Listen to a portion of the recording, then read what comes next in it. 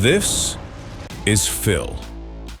Part engineer, part daredevil, part human crash test dummy. He's the reason your MasterCraft works every summer, every single time.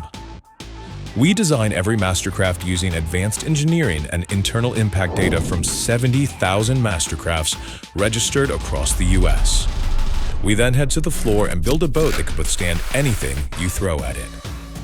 And to prove that, we send Phil to the ocean. He's the guy we strap into a shock mitigation seat and send 3 to 5 miles off the Florida coast for up to 48 hours. Every run, accelerometers track the punishment. 3 to 5 G hits, 5 plus, spikes up to 8.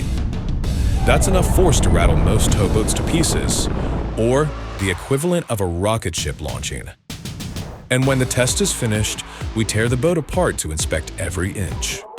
If something didn't survive Phil's ride, we fix it. Then Phil goes back offshore and tries to break it again. Our boats aren't built for the ocean, but they can handle it. And that means they'll handle anything you throw at them. Built in America, tested offshore, driven by Phil.